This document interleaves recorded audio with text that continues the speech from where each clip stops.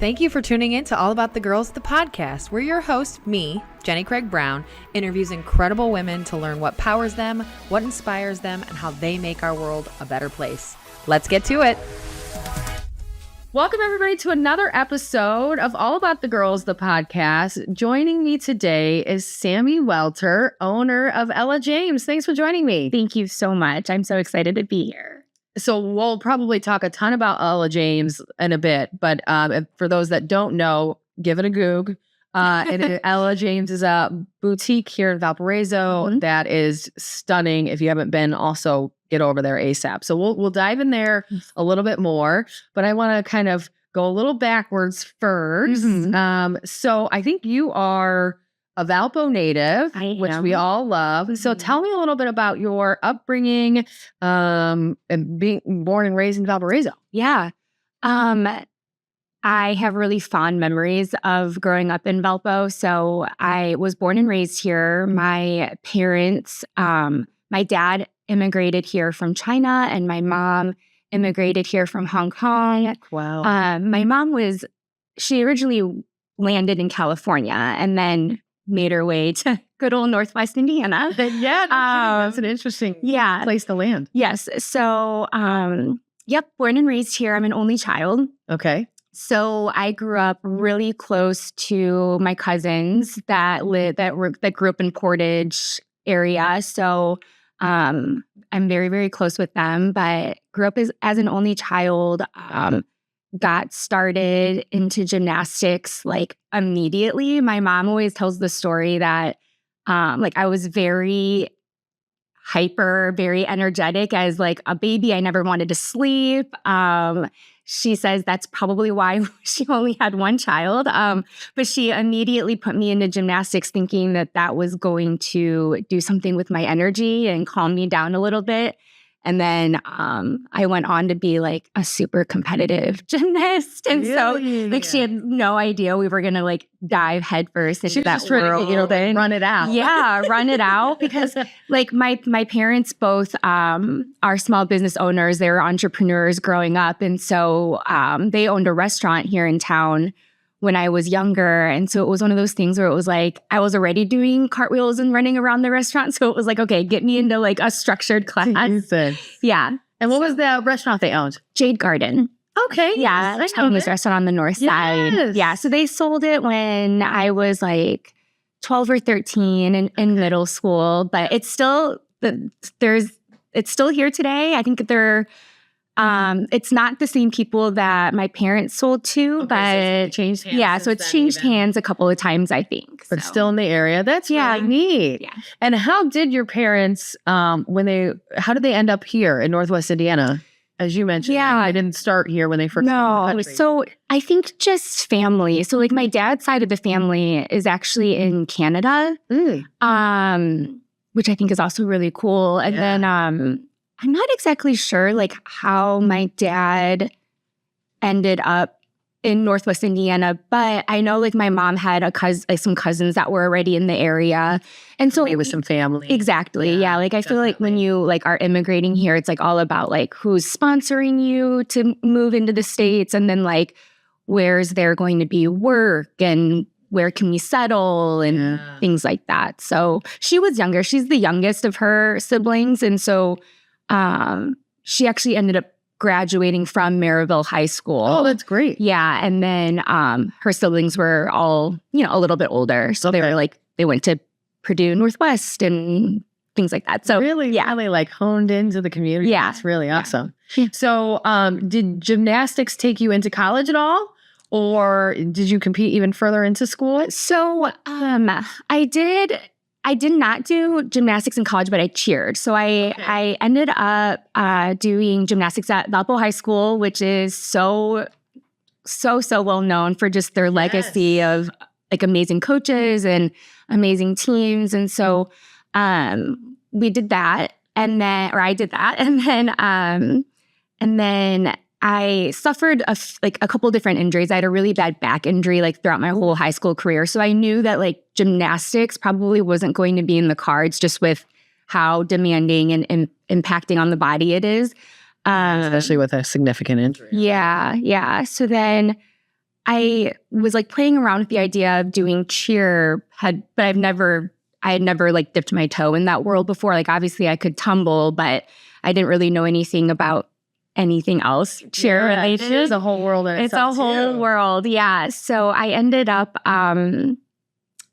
coaching gymnastics my freshman and sophomore year at Purdue, and then knew a few people on the team, and they asked me to try out. And it was kind of one of those things where it was like, if I didn't try out now, like I knew I was going to regret it later on. Okay. And so yeah, I was like, okay, well, let me just go to some of the clinics or whatever. And if I make it, I probably won't do it. Like I probably won't accept it because I'm loving my coaching position. I was coaching at a high school down in West Lafayette.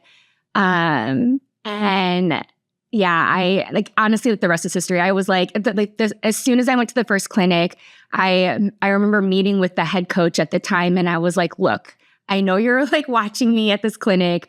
I know you can see that I don't know cheer, but I can tumble, and I want to be a part of this team. Yeah. So the activity of it all, your body's probably ready for. You just don't know this world yet. Yes. Please let me do it. Yeah, exactly. And it worked. And it worked. Yeah, it worked. So I ended up cheering my junior and senior year there.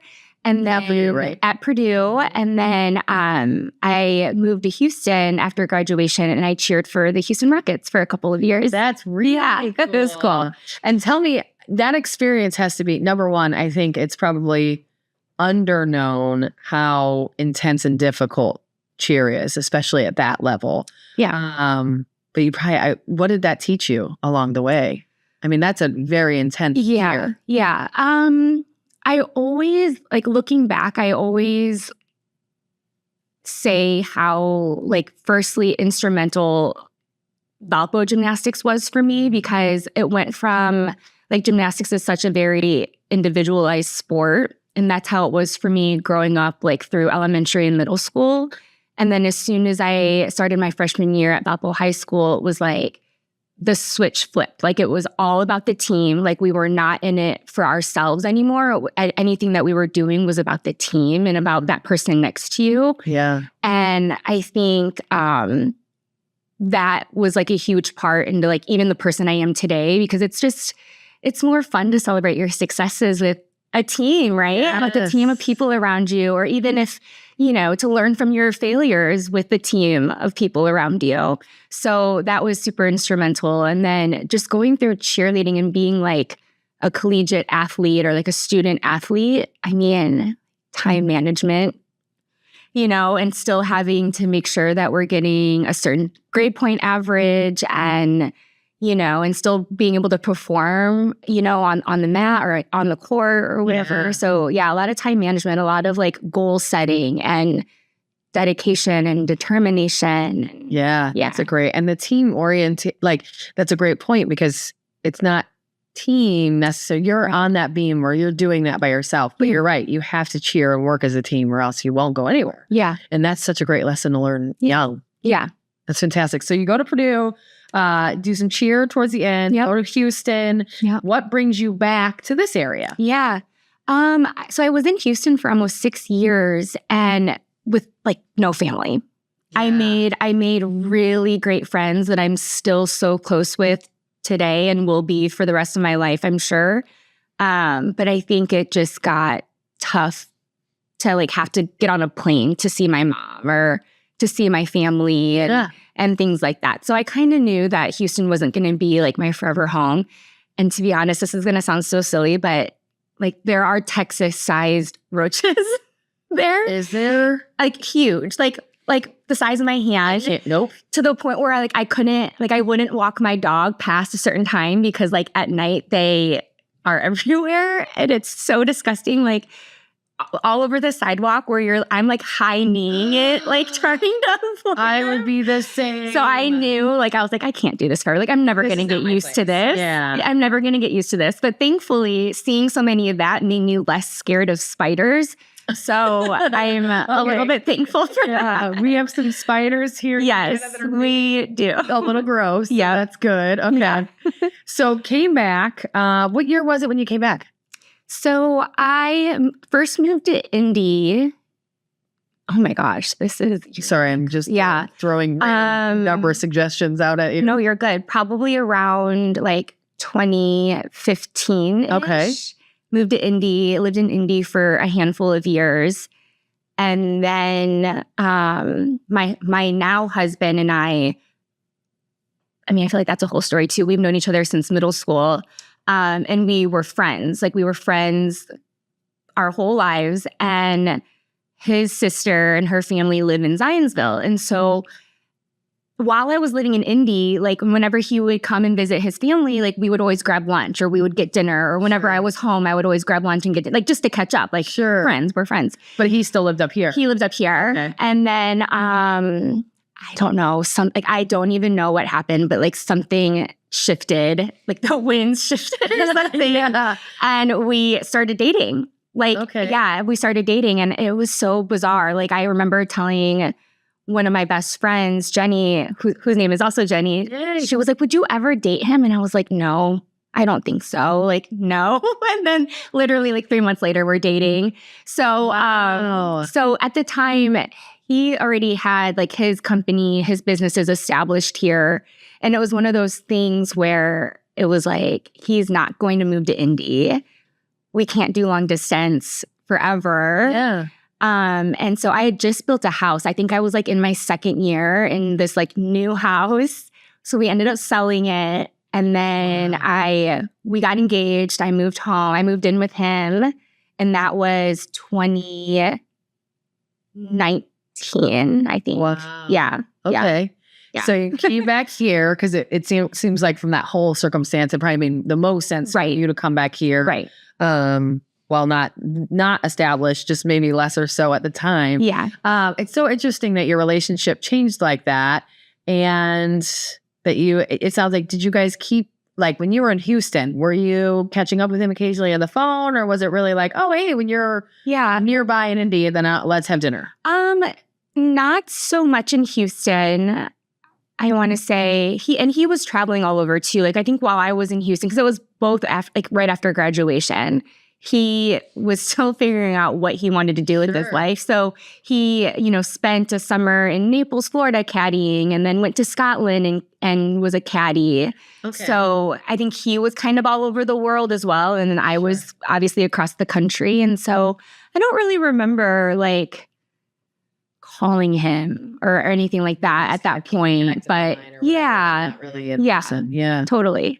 And then so you had mentioned his businesses here were already really established at that point. What is his business? Yeah, so he is in real estate management and development. And so at the time, he had acquired, several commercial and residential properties in Valpo that he was managing and renovating and things like that. And then after I moved up here, oh my gosh, this is like, it's like we're doing a whole thing. Like all these memories are popping up. But if you're familiar with the Vailview building downtown where Ella James is in, when we started dating, that was an idea that he had. And I remember him like walking me around the block. There was a house there where the building is now. And I remember him walking me down the block. And at the time, ellajames.com had already launched. And he was like, this is my vision for this area right here. And he's like, wouldn't it be cool if Ella James, like you were able to build your own brick and mortar right here? And I just was like, yeah, okay, whatever. Like that'd be cool. Sure. Yeah.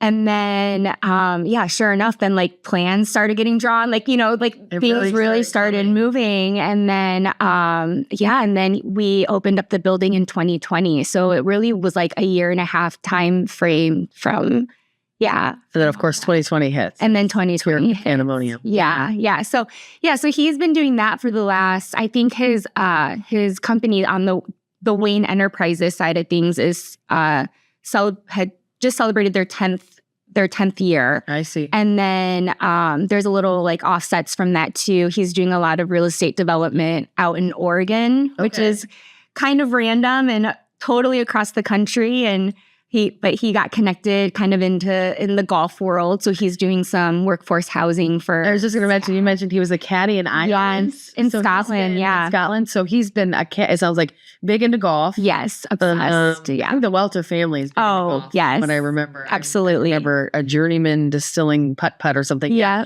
So, so we've got some golf background and then in the real estate background. And then that comes together with you guys as far as Ella James. And it really is that came to fruition.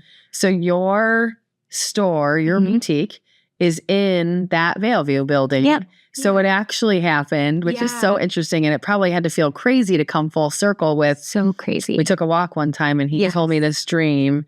And now you built your store in that location. Yeah. Just as you guys discussed then. Yeah. It was really cool because he had the idea like for a cafe here and a boutique here and like apartment living up top and now there's fluid and there's there's fluid and there's apartments up my that gosh, are beautiful. And you that's such a perfect spot for Ella James. I think it's just such a perfect vibe for that area, for Valeview, for sitting next to fluid. It's perfect. Yeah, like you guys, you've done a really amazing job.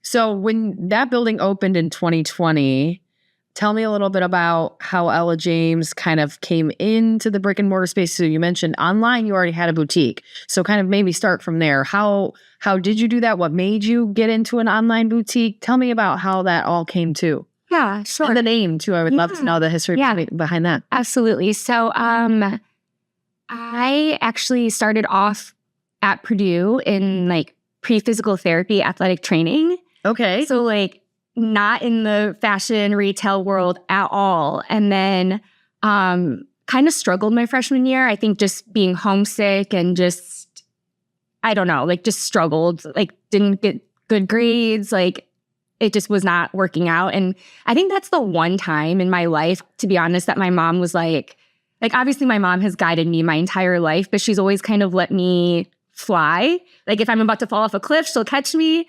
But this was the one time. Let you go. Yeah. Yeah. This was the one time I remember her being like, I think we need to like relook at this, you know? Like, really? Yeah. And so we kind of had a full conversation and like my uncle was involved and he was, I had his niece, like from marriage, was in the retail management program at Purdue and like had just done an internship at Disney and just was like so successful in her classes and just really loving it. And so my mom was like, you've always had like a interest in fashion and that whole world. So like maybe this is something that you might want to look at, which I feel like is the opposite. I feel like sometimes parents like want to stray you away from like fashion or especially any passion that might not be a big money maker or an easy money maker. Totally. Fashion is tough. Yeah.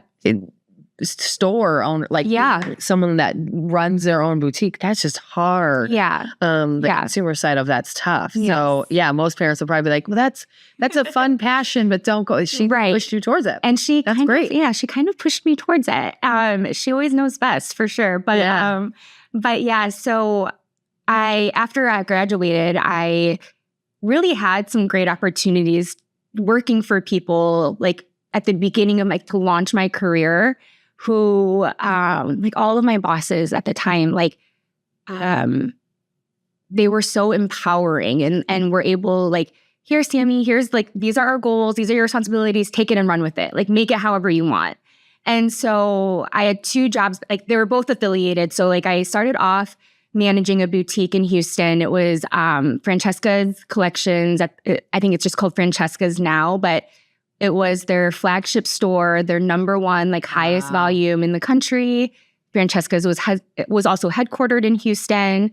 And then the founder of Francesca's also had another company. It was like a jewelry manufacturing company.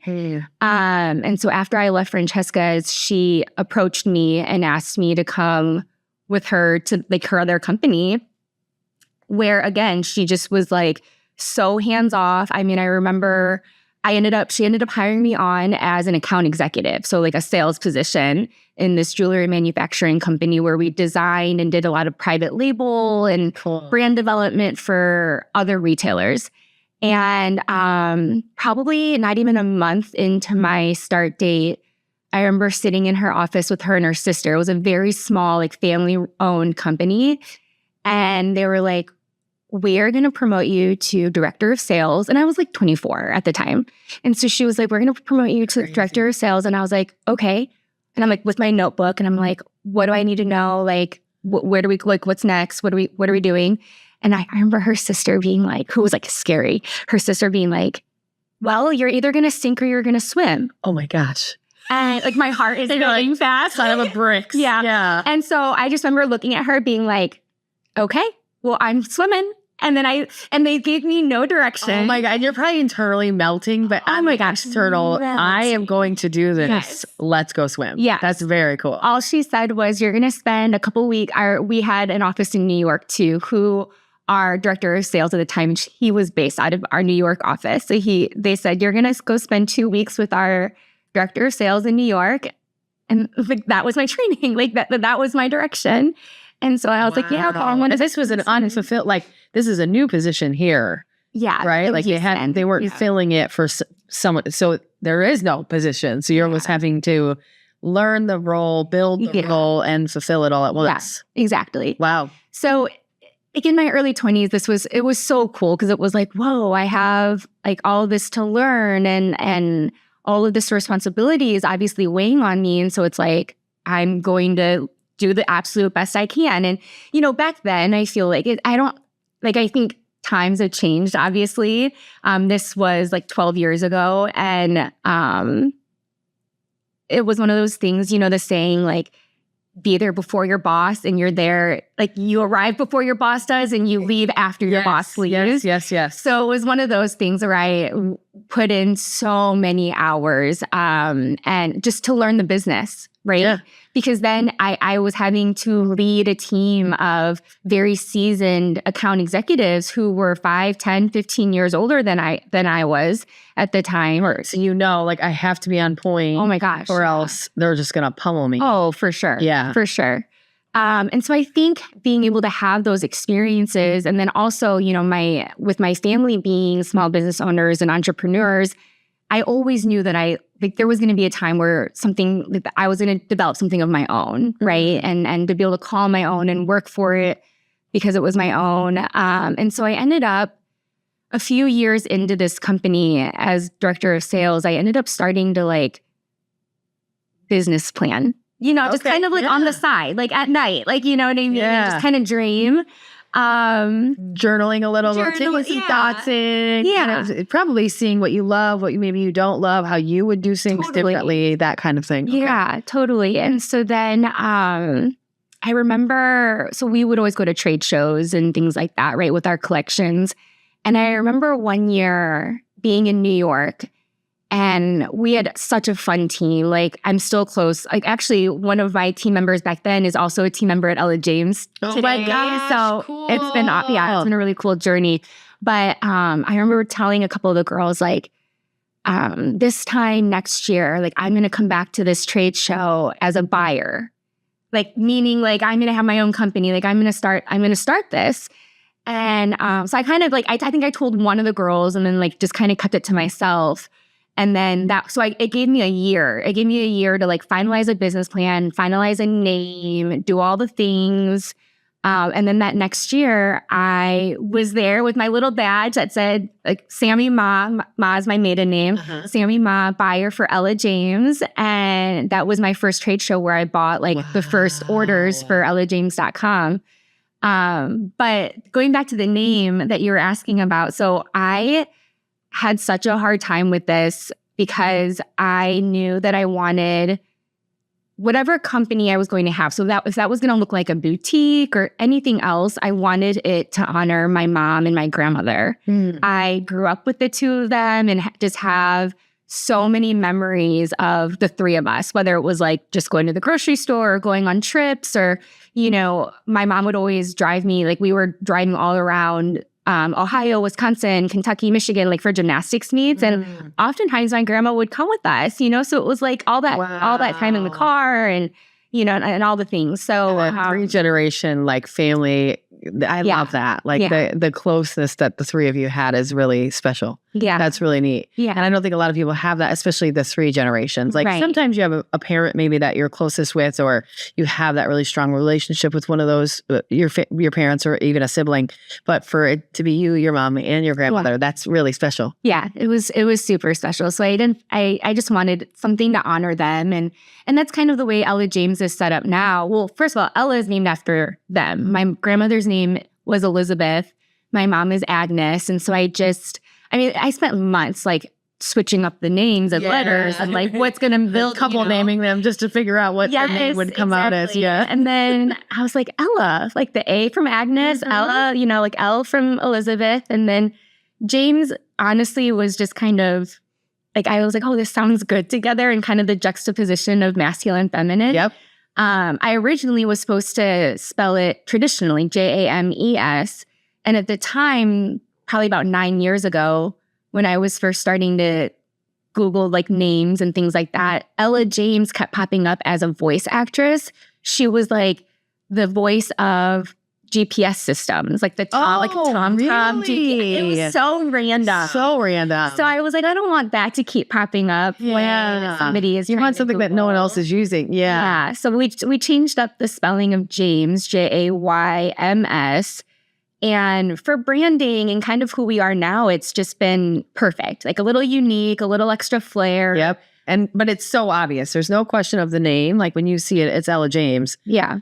But it's spelled in a really fun, interesting way. It does make you guys unique. Yeah. That's really awesome. Yeah. And so then that's kind of like how we curate for this store is we're never overly trendy, because I want three generations to be able to come in and shop together, right? So and make the memories and create the memories that like my mom and my grandma and I had shopping and spending time together. So if you want those three generations to come into your place, then you have to serve all three. And it sounds like you're doing that perfectly. Yeah. Yeah. Well, that's really cool. Yeah. So you it sounds like you first try it out online, and then the stuff that does really well online, that's more classic for those generations, can come into the store as well. Yeah. Is that what it sounds like? For sure. That's really impressive. And so many people, especially you mentioned, times have changed a ton. I think you're absolutely right. A lot of folks would have said, especially, when did you open the brick and mortar? 2020. That's what I thought. Okay. Yeah. So I was like, did you push it or did you still do it? A lot of people would have not only not done it or pushed out the brick and mortar, hey, let's do that at a later time. They might have even said, let's just not do it at all, because I can just do online and it'll be fine. And then I'll promote it maybe locally, but it'll be online. Yeah. What really made you want to push for that brick and mortar? I needed to bring Ella James to life. Like, I needed to be in front of people. I needed to connect with people. So like the first 3.5 years when we were just online, it was just me. Like it was just a one-woman show.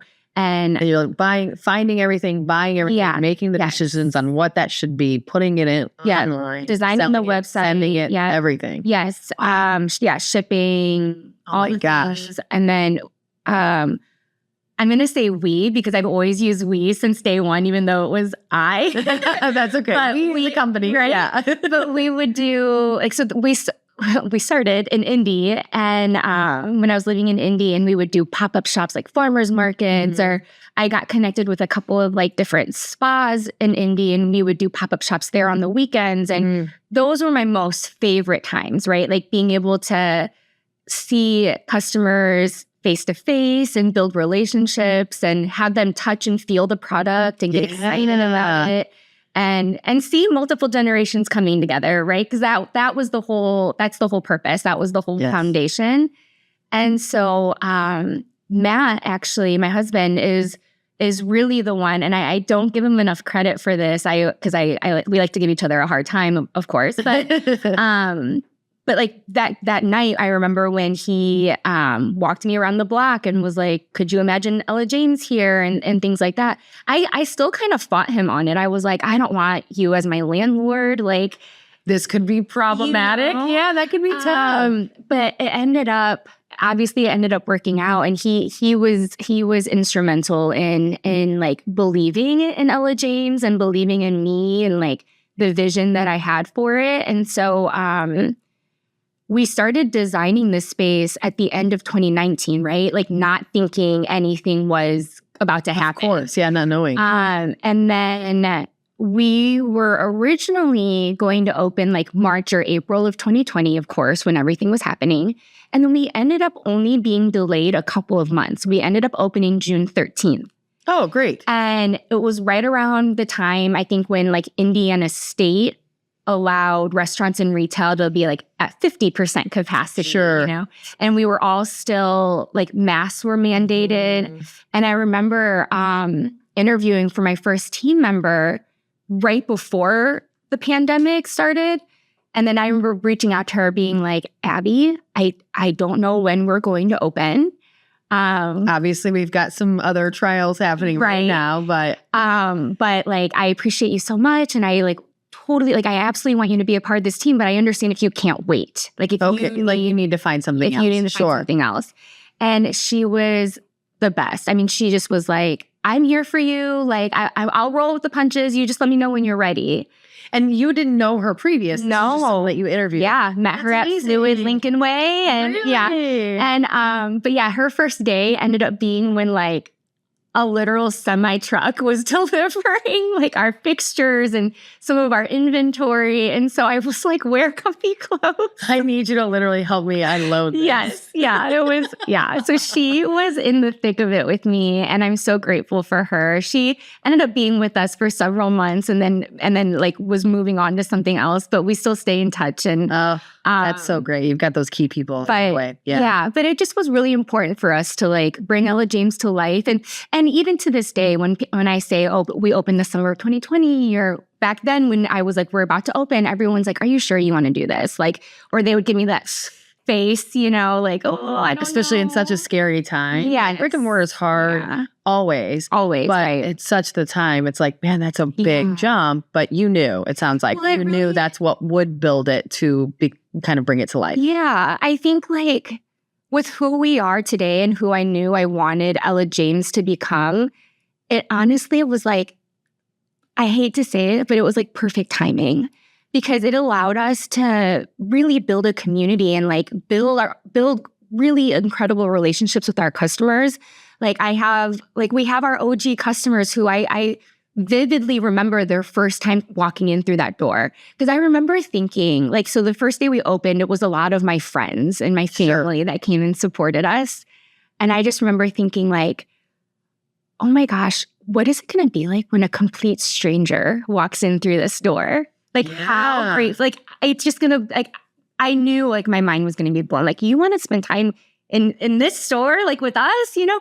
So I vividly remember dozens, like probably my top 50 customers or whatever that have been with us since the very beginning. Like, I just remember like the interaction I had with them.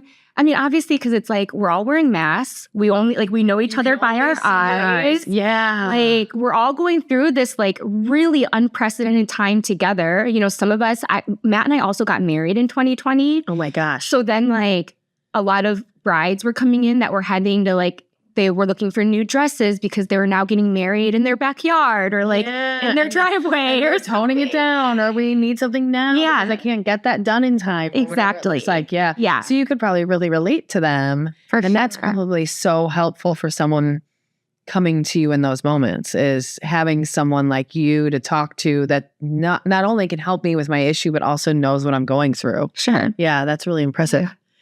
Man, so also you're building a brick and mortar with your fiance while you're planning to somehow get married in 2020 while all this is happening, while also opening a brick and mortar while all of the pandemic is kind of unfolding. Yeah. And did you get married before you opened, or did you open first and get married after? We got married after. It sounds like that's what I thought. Yeah. Okay. So we got married on October 15th, so 10/15/20. Okay.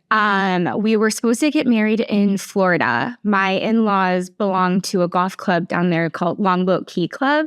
And so we had the wedding probably like 90% planned because I wanted it planned before the brick and mortar opened, right? Yeah, I would have like strategic. Boxed and put away and ready, and then we'll go to the brick and mortar. Exactly. And then I remember it was July 4th weekend. My sister-in-law and her family were up here. And I don't know who made the comment, maybe my mother-in-law or someone. They were like, yeah, we're going to rent an RV and pile the whole family in and drive down to Florida for the wedding. And I was like, what? They are not RV people. I mean, I guess they could be if they wanted to be. But this is surprising to you. But this was so shocking to me that I just was like, no, like I am not going to have them do something like so out of their norm just for this wedding. And then like 99% of our guest list was expected to travel down there. Like it just wasn't You're like, wait, feasible. this is like, especially because at the time, travel was hard. Right. Flights were iffy. Right. And then everything's dependent. So if they're 90% going down there, you're probably thinking, what are we doing? Yeah. And This like, is they're maybe not really hard for the comfortable, family. you know? Yeah. And so we ended up deciding like that weekend, like we're going to cancel the Florida wedding. We're going to move it closer to home. So then we ended up planning. So this thing that you already planned is now you're turning it off. We ended up, oh my goodness. Yes, we ended up planning a whole new wedding in less than 3 months. But I immediately was like, Susie's is going to do our cake. I'm going to get 27 Entertainment to be a DJ. Okay. And Let's get my connections with yes. the people I know in my community. Yes, exactly. Yes. And so it was just like it all was a huge blur, but like it all lined up. It all happened. We kept the date, which was funky because it was a Thursday, but we're like, whatever, we're keeping it. Do it. Yeah. And then we ended up getting married at Olympia Fields Country Club. Illinois at the time, like allowed for more than 50 people to gather outside. So we ended up having, I think, like 85 people underneath this beautiful tent with like heaters and lights. And yeah, like it ended up being so perfect, but it was also such a major blur. I do not recommend. I tell a couple of my best friends, like, when you're ready to get married, like, please be sure it's not in the middle of a pandemic and you're not also opening up a business. Don't do other big things. Yeah, that is 2 humongous undertakings. Yeah, in like 6 months of one another. I mean, Matt might tease me for saying this, or I might get in trouble, but he was like throwing up that year. Like he was like so sick and stressed and like anxiety like took over him. And so because he also just built Valeview, right? Yes. Like that was just brand new. Yes. And so also you just built this building. Like, are we going to get tenants? Able to move? Yeah, exactly. Yeah. And so, I mean, we're so grateful. Everything ended up like there's been a wait list ever since the building opened. Like, you know, Ella James obviously took off. We got married. And so he'll tell people now, like, yeah, I stopped getting sick after we got married. And I was like, oh my gosh. Like, I don't know if it's like a solid 8 months of concern for him. Yeah. But it is big. That's a huge undertaking. And I think women, I don't know how we do it, but the amount I think any woman can handle is just this amazing amount. And I think it's great to have a partner if you can. Yeah. That always helps things. Yeah. But it's so impressive that, you're not throwing up. It's a blur. There was no time for throwing up. Yes. Yeah. That's how I think our brains work. It's like, okay, we'll deal with me later. I literally have these things to do and I'm going to run with that. And it's maybe what keeps us sane. But that's really impressive. Well done. Yeah. Thanks. And now still, of course, successful.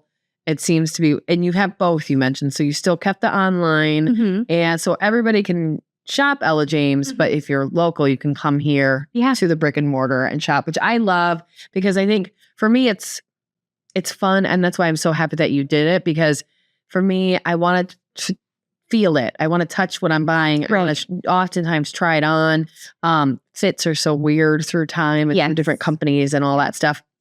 So I love that you have that option for those that might want that or prefer that instead too. Yeah, absolutely. And the sense of community. Like I mentioned earlier, I think off camera, I love to shop the little boutiques because I want to take a little piece from all of those boutiques. And I want to remember that one boutique that I got to meet the owner or whatever it is. And I think you're providing that here to Valparaiso, but also the people that come through Valparaiso too, whether they go to VU or they're here for a game or whatever it is. Yeah. And I think it's really neat that you can provide that. And it's a really unique, fun offering. Yeah. Thank you so much. Yeah. The EJ girls, like I call my team the EJ girls, and they're so sweet. And I always tell them, like, everyone comes here for you. Like they can buy a sweater anywhere, right? Like you can buy a dress at a gazillion different places, but people are gonna come here for you, and they're gonna remember Ella James because of the people that are Absolutely part of it. And so they've all been amazing. And then, and how big's your team now? So we're actually kind of small right now, but it's small but mighty. So I have one team member who works remotely for us in Houston. That's okay. That's Lindsay, who I met when I first basically moved to Houston. Great connection to keep. Yes. Yeah. She manages our website. So the design of it, uploading new product and things like that. So she wears a couple different hats. She's our e-commerce manager, and she does a little bit of HR coordination. She helps a little bit with like curating our assortment. Kind of the behind the scenes work. Yeah, absolutely. And then I've got 3 girls in store and me. So there's 5 of us. Yeah, there's 5 of us right now. And everyone they're incredible. Like they're just beautiful human beings, and they all complement each other so well. Like none of them knew each other before. I was just going to ask. Okay. No, and it's like, for me, like being on like the outskirts of, I mean, obviously you're in it, but you're not your team. Right. Your team is their own little bubble. And so it's quite fun to watch. Oh my gosh. It's one of the best things. It's one of the most rewarding things, seeing them like grow personally and professionally, but then seeing the relationships they form with each other. And it's always been, I mean, we've always had 100% women on our team. And it's just been so cool that there's never been any of sometimes the cattiness, the drama that can come. Yes. Like, well, I don't like Susie, and I'm going to go tell Sami that I don't like Susie, and I'm not working with her. And never. And I love that. We're really lucky here because same thing. We're not 100% women, but we are about 80% women. I think Dylan and Carson have mixed up our numbers there. So, and same thing. It's not necessarily in our world, not on purpose at all, but it's scary if you have that many women in one building. Is it going to get catty, or is there going to be, but it's been wonderful. And same thing, is everyone spending the night at each other's houses and having sleepovers and hanging out? No. Do they all get along and support one another here? Yes. And I think we can say that for our whole team.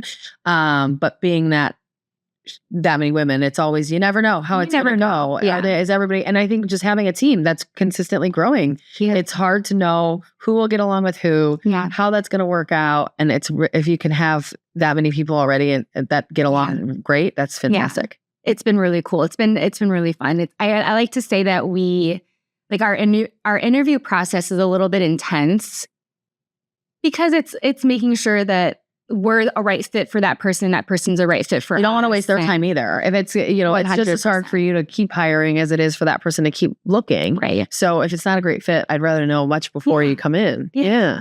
And same thing, you're working with these other people, and in a smaller company, it's just harder because you work closer. Right. And then it's that mentality of like, I might get a text on the weekend, or it might be a question if somebody wants to trade a shift. It's just so much more close knit, and that is great, but it's also makes the communication more important. Yeah. That's awesome. Yeah. So any future plans? Do you want to have 2 brick and mortars? Do you just have the plans for the one right now? Tell me, do you have any future of Ella James? Yeah. I would love to have Ella James all over the place for sure. So I think that is still definitely in the horizon. Potential in the future. Yeah. And continue growing even within Velpo. Since day one, since we launched online even, our tagline has always been shop with purpose. And we've always donated a portion of every purchase to a local nonprofit. And so we do a lot with different nonprofits here in Velpo. And I just think that it's important for us that the more we can grow even within Velpo, the more we can give back, right? And the more we can partner with amazing nonprofits that we have right here in our community. Yep. And then I think next, that's always been part of the game plan, is to have multiple locations and really grow and expand Ella James, and maybe even into different categories. We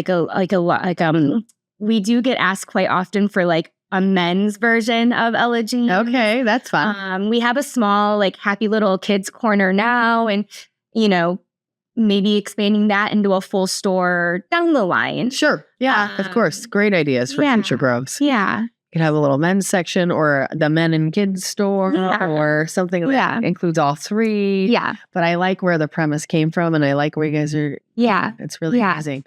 I think in like the more foreseeable future, we're diving a little bit deeper into like styling photo shoots. We just through word of mouth. This isn't something that we've like marketed or advertised, but we've had just different local businesses include us in styling for their brand shoots, or if they have something like a big project coming up, then we'll like, style their models and fit their models. And we have a whole setup that we bring like on location and things like that. So that's been something that we've been diving deeper into and having a really, really great time doing. And then also like closet and wardrobe organization. Ooh, that's fun. So like whether it's complete wardrobe styling, like, so like what do I need to have in my closet? Like help me build my wardrobe, depending on like if there's been a lifestyle change or you're getting a new job or you're leaving a job or whatever it might be, to then how to organize it within a closet or how to design a closet that makes the most sense for your lifestyle. So having people inviting us into their homes to kind of get a deeper, in-depth look into that and how we can assist with that. That is really cool. Yeah. I love the growth. That's really amazing. Yeah.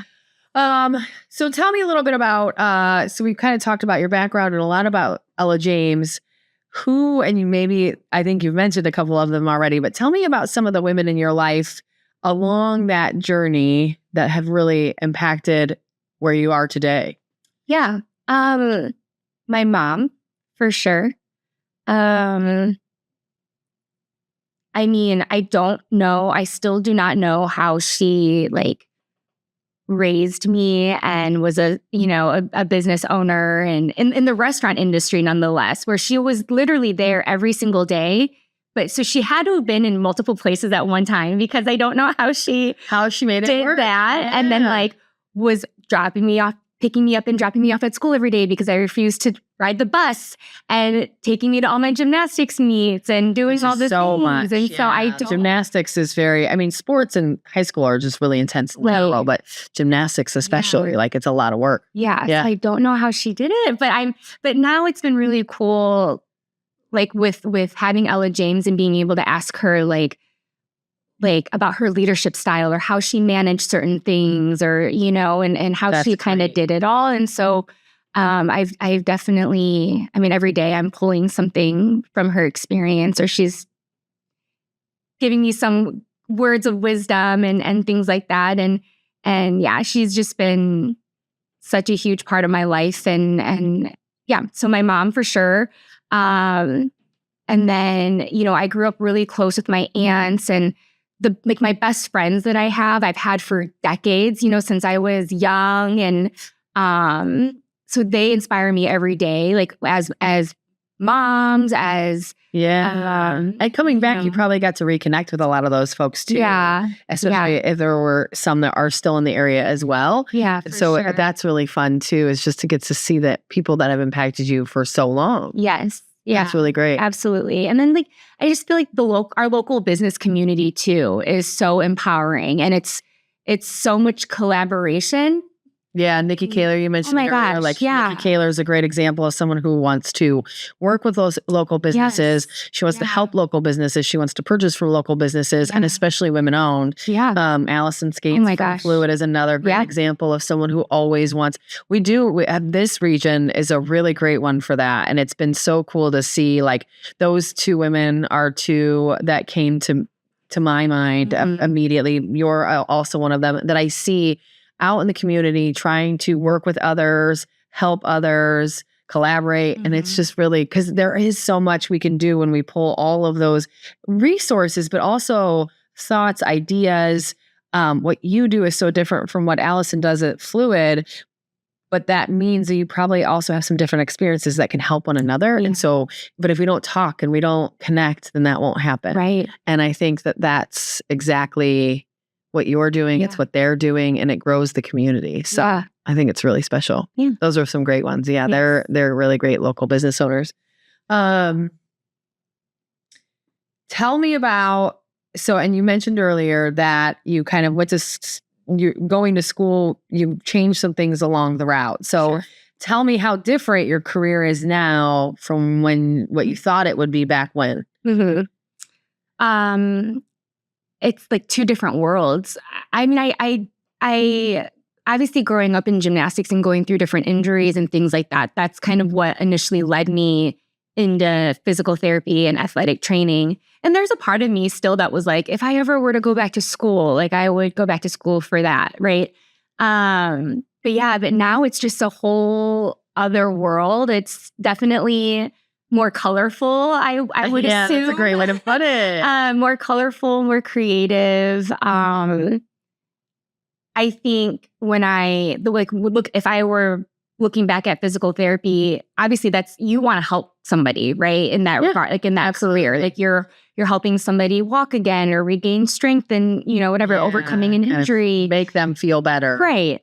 And then I think for us, or for Ella James now, I'm still doing that in a way, right? Like seeing someone's confidence immediately light up their face when they get an outfit on that fits their body the way it's supposed to, or being able to volunteer for a local nonprofit or write that check for the nonprofit, even, like whatever that might be. So I think every day we're trying to make a positive impact on someone's life. And so I think that's where it's still kind of similar, but definitely more fun and colorful in the fashion world. I think that's spot on. It's really important. We joke internally here about, all about the girls and what I wear every year. I've infamously, I think the first year I wore my polo or lifer polo because I didn't know what I was even doing, and a skirt. And the next year I wore a dress. And I think the next year I wore a dress. And after year 3, when it felt really stable and it felt like, okay, I'm not crazy. This idea is going to work and we are really going to grow this and make it big, is when I got into the world of, I really want to wear something that night that it's all about confidence for me. It's all about showing our audience that's attending that night who I am as a person via that outfit. And it's so interesting. I've done, I had an outfit that had the chiffon sleeves to the ground. So it looks like almost like a cape, or that was the superhero. Everybody called it the superhero gear. I wore a one-piece jumpsuit. It looked like a tux, but it was a jumpsuit. I wore a faux hawk. I wore this year like a metallic. But the whole premise is, I'm certain there are people who are like, what the heck is she doing? Why does she have a faux hawk? But for me, it's all about that. It's all about, if I feel 100% me and 100% confident, I can do whatever. I can go talk to 400 women. I can go hopefully instill some sort of thoughts of mine that will help them grow in some way. But for me, it really is important. And I think that maybe we don't talk about that enough, but I think, there's TikToks and there's all these Instagram accounts about, like, if you dress the way you want to dress, that makes you feel good, you will be better. Right. Like it or not, believe it or not, it really is the case where when you can put something on that makes you feel good, you will feel good. And if you feel good, you will be better at whatever you're doing that day. And I think you really are doing that. Yeah. Like, styling people for those big things, then they feel good. If they get up in the morning and if I just showed up at All About the Girls with what I wore last Wednesday night to dinner, it's a different vibe than if I show up where people are like, whoa, I love the awe. I love being a little different. I love showing people who I am.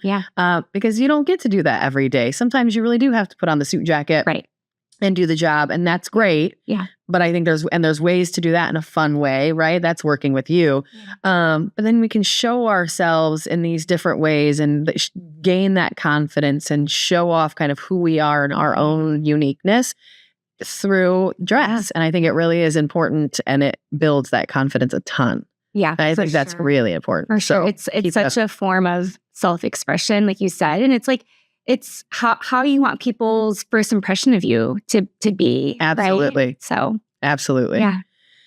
And tell me, big obstacles. I think pandemic during the opening of your store is a big obstacle. Are there others that you want to talk about? And I think the reason we ask is, you said earlier, learning from those people. How did your mom get it all the way? I love that you mentioned that, because number one, I think most of us look back at our parents, especially our mamas, coming up, I can say the same thing. Like my mom raised 3 kids while working sometimes full-time, sometimes part-time for the years, depending. She had to care for us during summer when there was no one home all day. All of these things that play into it. And you're like, how the heck did she manage that? Right. How did she manage that and still have her sanity today? Yes, yeah. How did she manage that? We're all still alive today. You know, all of these things. Yeah. And I think that's a really, really big thing. So are there any other obstacles that you've had to overcome through that journey that are maybe similar? I think you're right. I think the pandemic definitely was a very unexpected hurdle to have to get over business wise and personally too, right? It's still a struggle. Yeah. I mean, I'm very, very grateful to have had in a very easy childhood, a very with supportive family, amazing friends. And so I'm very lucky in that regard. I would say maybe a personal obstacle has been about a year and a half, 2 years ago, I got really sick. In my mid-20s, when I was down in Houston, I had gone through a couple of different things and started getting some weird symptoms and got diagnosed with an autoimmune disorder. And so it was something always kind of in the background that I was managing, just with medication and lifestyle changes. Diet or lifestyle. Just trying to see what works and what doesn't. Right. And so that was kind of a thing that has always been in the background. But then last January, February, something was very, very, very, very wrong. And I mean, it's actually a little bit hard to talk about, but long story short, I was diagnosed with lupus at the beginning of this year, and then had to undergo a few different procedures, found out that that the disease has really attacked my kidneys. And so I think for the last year and a half, it did affect who I wanted to be for Ella James. I mean, thankfully, like I said, my team is incredible, and I didn't share with them at first what was going on. It was the weirdest thing, Jenny. I think as humans, as women, it's we have this, and I don't know if it was adrenaline, because I would wake up every morning and I would go to work and I would work and I would give everything I had to give. Yeah, you're making it through to this point. So it seems how the heck could you even do that with this undiagnosed? Right. Yeah, most wouldn't be able to, I would assume. Well, and then I would get home at night and I would just crash. To the point where Matt would know we're not planning anything in the evenings anymore because you're going to be done. You're just not going to be able to do it. You're done. Yeah. And so, but it just was wild. And so when I moved back to Valpo, it was really hard for me to keep a rheumatologist because they were either retiring or moving, or it was very few and far, very hard to come by a good rheumatologist in our area. And so when I was rheumatologist, so for those that I only know a little bit about this because I have a friend that has lupus, but basically they are, I think, in short, a hormone and body makeup doctor that helps you figure out how to work with lupus. Is that kind of? Yeah, I think I'm saying that. Yeah, dumb, but. No. Yeah, kind of. It's just immunology. So I guess it's more internal medicine.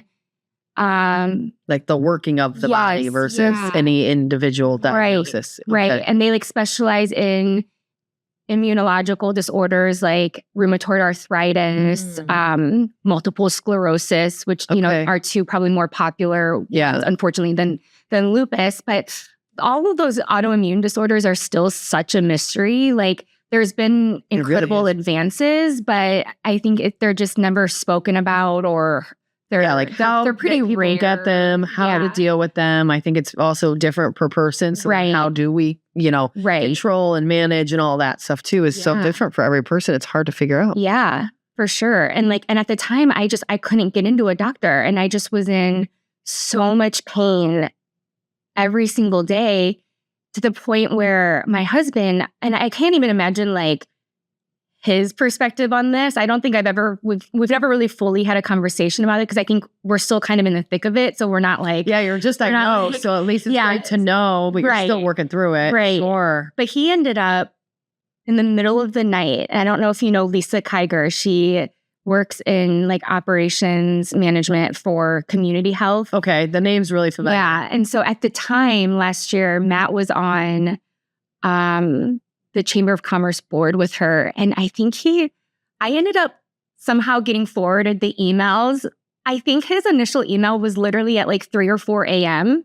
on a like Sunday, the middle of the night into Monday. Because he was like, Lisa, like, I don't know if there's anything you can do. But my wife is like writhing in pain in her sleep and she doesn't even know it. We need to get her into a rheumatologist. And then what hurts? I don't understand. I don't know this well enough. Like joints, muscle fatigue, like body aches. Yes. It like feels like you have the flu times a million all the time. Ugh. And like for me, like, and you know, like we all get exhausted. Like we all have fatigue and things like that. This is like where you feel like you have no more muscle.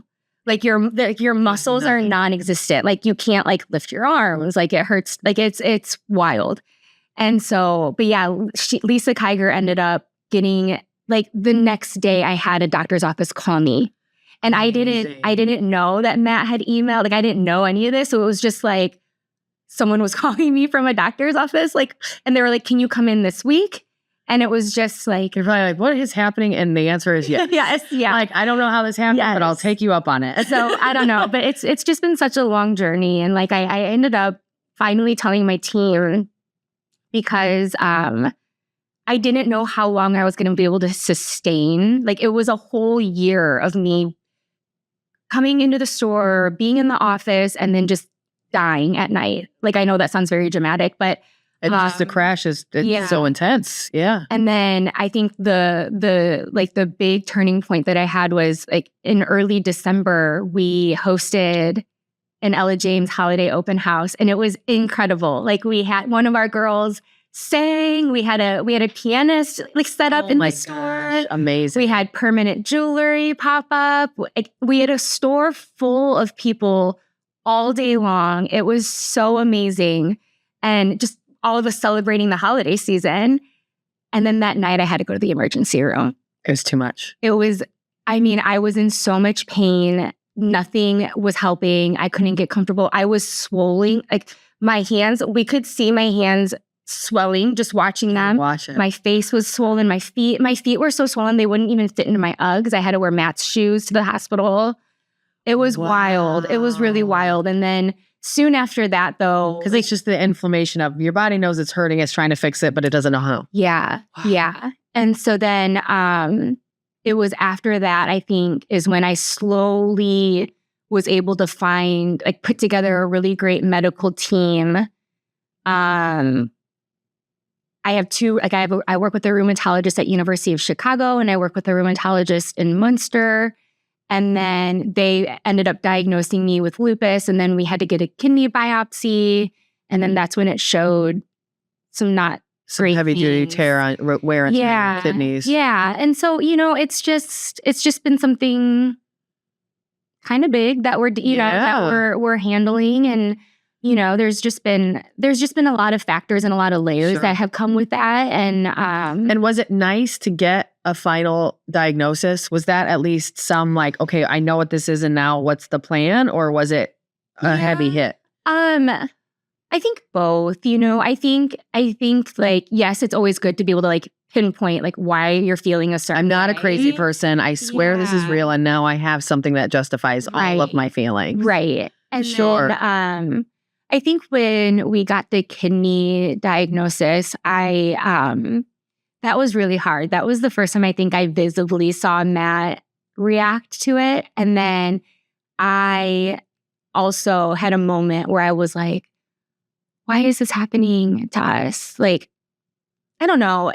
It was a really scary message from my doctor that probably could have been worded differently. And so I think I just had this reaction like, because, it's like when they use words like serious, aggressive, and it's scary. Yeah. It's just scary. And Absolutely. so I had this moment like, why is this happening to us? And I still think about that moment because I'm like, I wish I didn't think that. Because then the next day I woke up and I was like, this isn't happening to me. It's happening for me. Like for some reason, I'm meant to carry this. I don't know. Like I haven't, this is hard for me to talk about. So if you feel like I feel like I'm stuttering a little bit. I think you're doing an incredible job. And of course it's hard. I haven't been able to tell many, it was really hard to tell my team.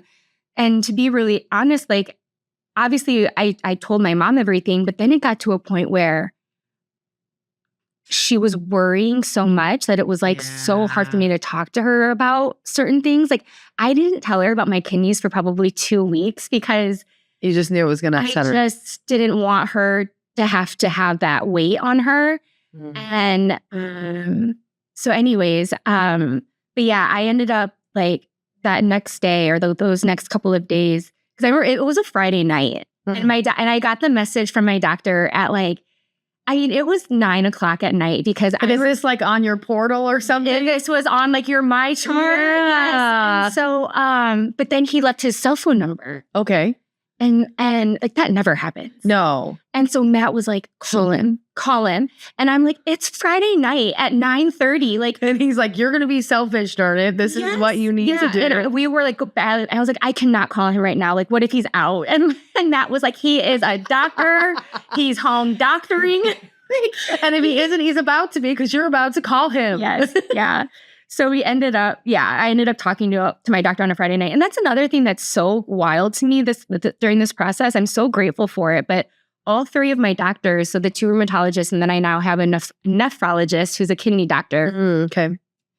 They call me directly. I have never had a doctor call me. It's directly. 7 assistants later. Yep. Yeah, exactly. This is very impressive. That's great. So they've really been incredible, and I feel so grateful that I have that support, because I hear I hear horror stories from never being able to contact your doctor, or get a hold of your doctor, or whatever it might be. Or just even putting that on My Chart and leaving for the weekend. I know. Easily just happened. Yeah. So at least he left his phone number. Yeah. So that's good. And do you feel like since you've been diagnosed, have you been able to learn more? Have you been able to, are there treatments and things that you can do that may have made it improved?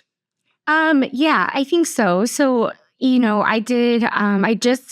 I'm about 2 or 3 weeks removed from an 8-week treatment program I did. I had to go, it was once a week at the hospital where I'd sit there and get infusions of medication all day.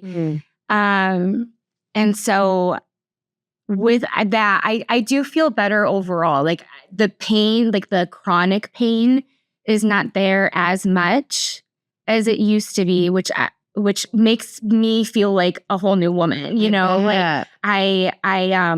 I'm slowly doing Pilates classes at the new Pilates studio that opened up downtown at Merit Pilates. So, great. I try to do that once a week, and just to try to I really did lose so much muscle mass and everything just with not being able to do anything, and literally being horizontal so much, in bed, on the couch.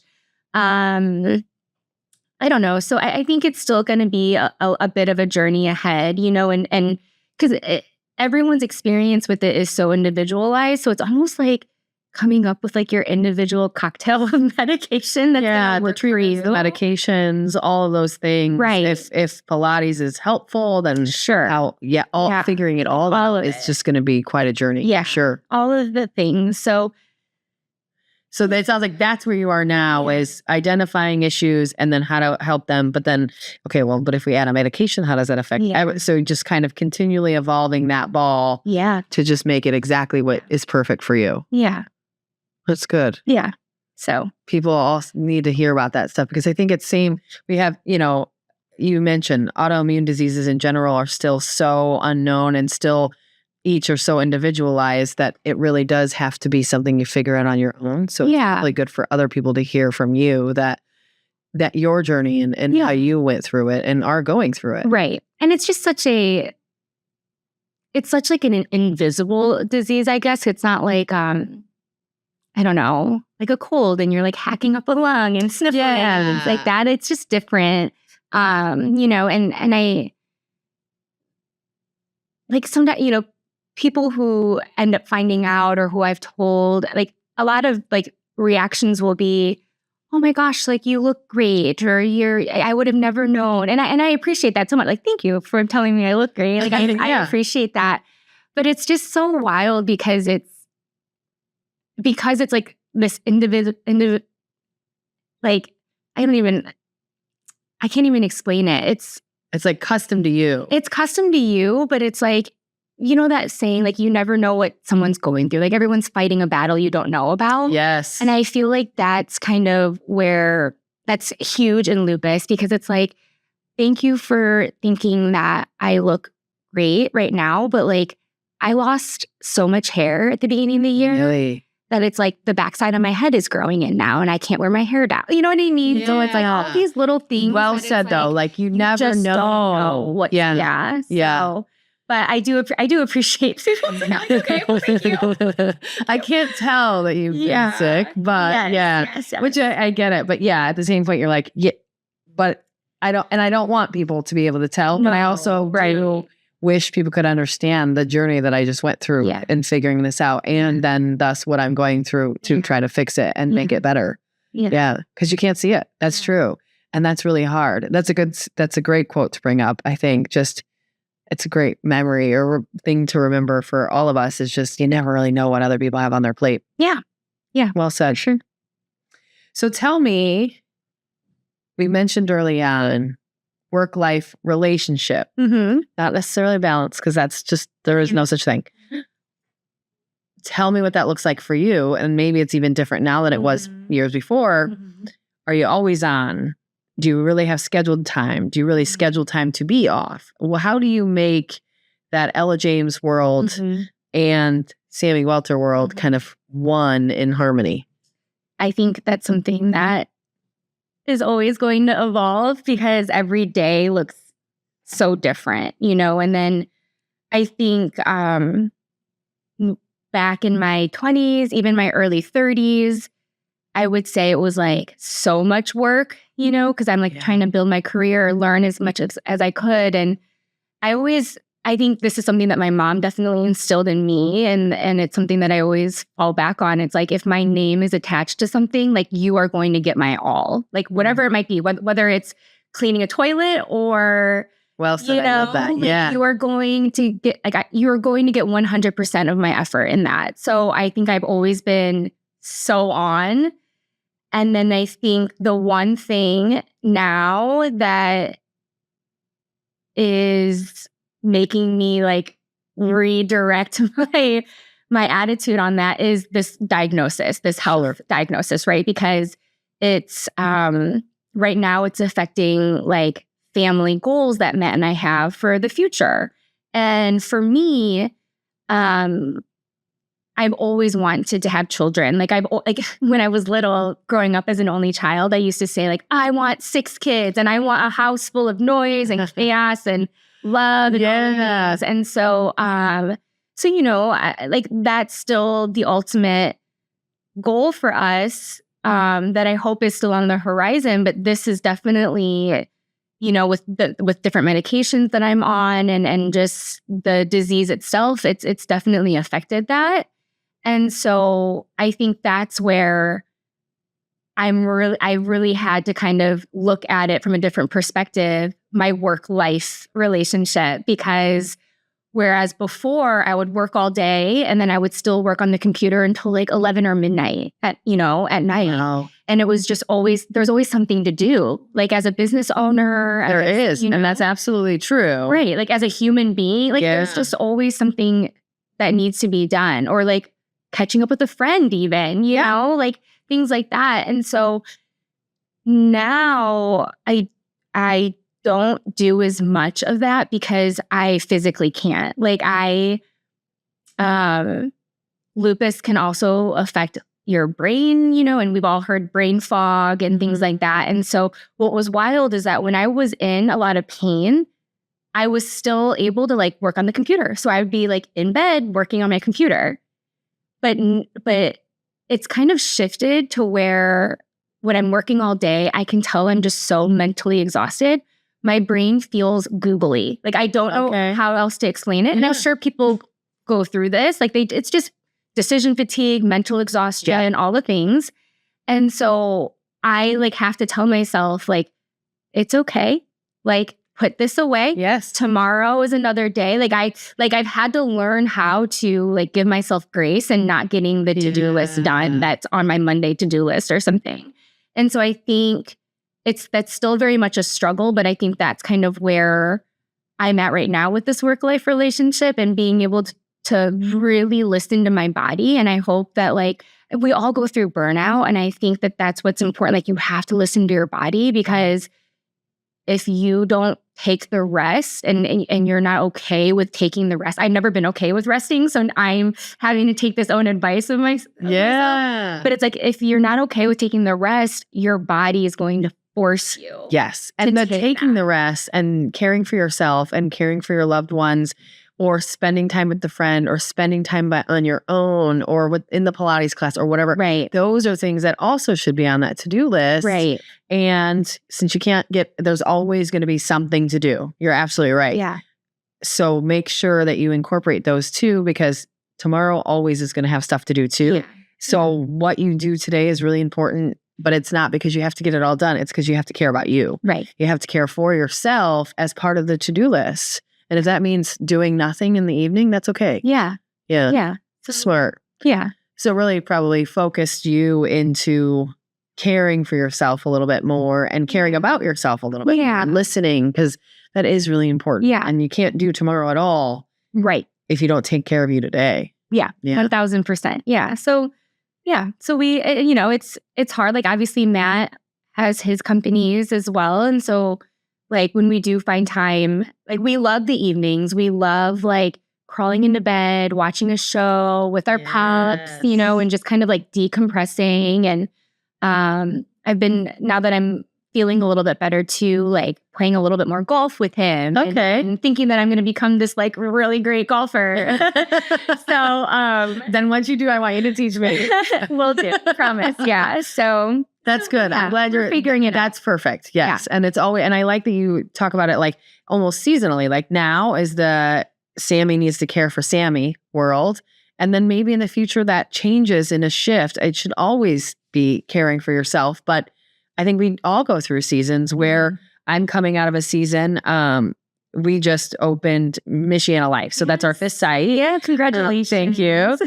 And I do feel like this last season, maybe the last 10 weeks, has really been work and career focused, because we had all about the girls and we had this opening and we had all of the things that lead up to that.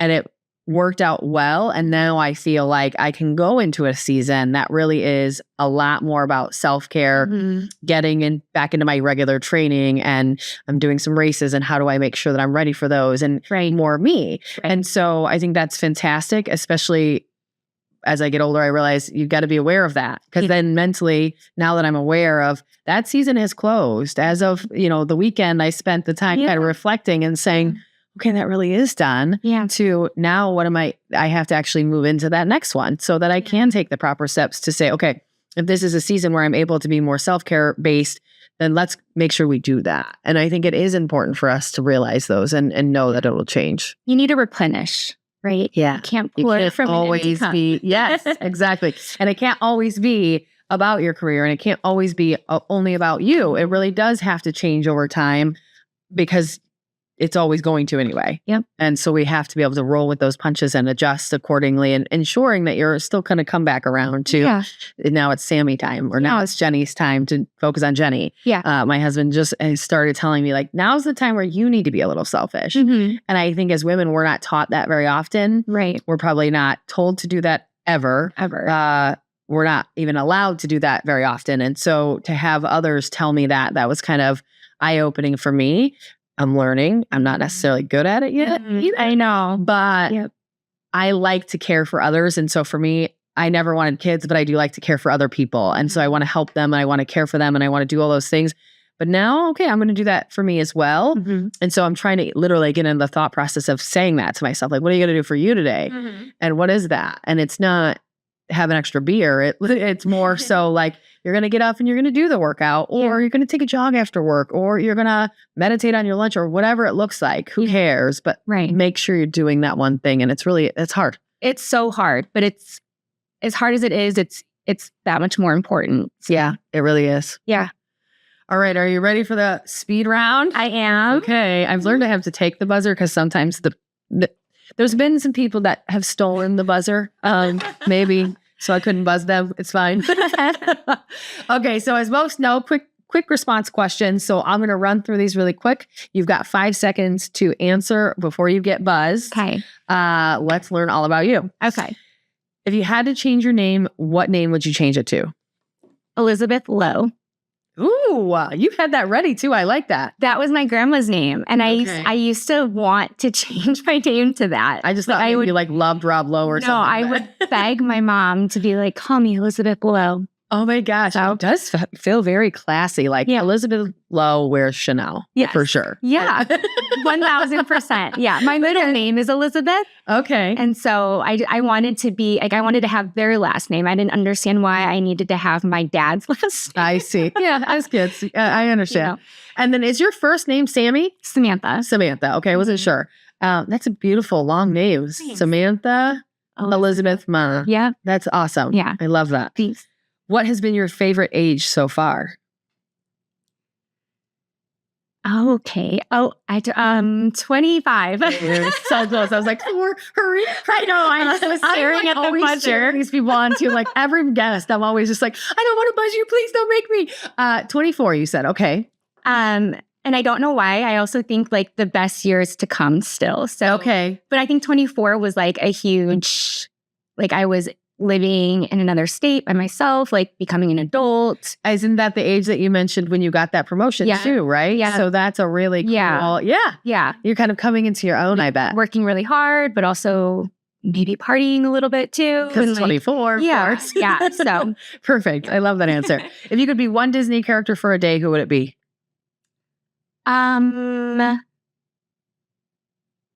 Goofy. Oh, that was close too. That's a good one too. Goofy likes to laugh. I'm into it. Yeah, good answer. You're boarding an airplane right now. Where is it going? Okay. Hong Kong with my mom. Oh, good one. What is your favorite article of clothing that you own? I have some really cool handbags that Matt has gotten me. So those would probably be my favorite now. But like my whole closet is like 99.9% Ella James. And it's a lot of like, we say like Ella James, like archives too, like from the first order. So I don't know. It's hard. Because it's probably your whole closet is probably like the favorite of your collection. Yes. So with the nature of what you do, it's probably really hard to pick that. But that's a good answer. Yeah. That's okay. Breakfast, food, or dessert? Dessert. Tropical vacation or mountains? Tropical. Okay. Are you usually early, late, or right on time? So late. Really? You're on time today. Right on time. Yes, but I just feel like I'm like when I have meetings with my team, I'm always like 5 more minutes, 10 more minutes. So sorry. And it's the worst. I hate that. I hate myself for that. Okay. It's something to work on. Something I'm working on. Yeah. Yeah. When you pile too much on your plate. Yeah. If you add too much, then you get late, and I'm the same. And then I'm mad at myself, and then I feel bad. And then I'm trying to tell myself, well, you did this and then you did that. I'm like justifying, like, well, you had all this stuff to. I know. It's like, okay. Yeah. Don't fight your own self in your brain. Yeah. That's where I'm at. Yeah. Do you prefer to give or receive gifts? Give. What is your least favorite chore to do around the house? Like cleaning toilets. Yeah, bathrooms. Yeah. Bathrooms. That's a fair one. If you had free tickets to any concert, who would it be for? Justin Timberlake. Ooh, good one. Fan. Okay, I love that. New album. He's probably touring. Are you going to go? We're going to try to go in Houston in December. Oh, fun. Yeah. And would that be like you and your husband? Would that be you and your girls? Like, so Oh, I haven't Best friends? I haven't even told Matt about this plan. Okay, so it's but girls. yes, but like one of my best friends, Alyssa, is down there, and Lindsay, who works with us at Ella James, is one of my dear friends as well. So we've seen Justin Timberlake in Houston a handful of years ago. Okay. All together. So we need to. Oh, yes. That would be so perfect. Yeah.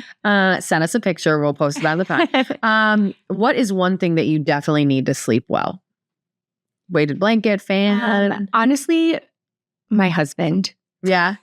I sleep terribly. He's been traveling so much for work, and I sleep terribly when he's not home. Yeah. And is it just empty bed? Is it the security of having him at the home in general? Do you know what it is? Yeah, I think probably all of it. And then our dogs are like on extra alert when he's not home. And so any little noise, they'll like bark at or growl or something. And so then it freaks me out. And it's just this, it's snowball. a cycle. Yeah. Would you prefer watching shows week by week or binging all at once? Binge. Do you cannonball or toe dip into a cold pool? Toe dip. I'm such a baby. I am too, but I cannonball all the way. I can't. Toe dip for me seems more painful. I know. You're right. And then I'm let's just get it over with. Yeah. Yeah, you're right. What is your go-to karaoke song? Okay. Wannabe, probably by Spit. Nice. Okay. I mean, I did karaoke to that one time. I'm not really a karaoke-er. Yeah, I think that's how you do it. Yeah, karaoke-er. But I think that's right. But that would be okay. That's a good one.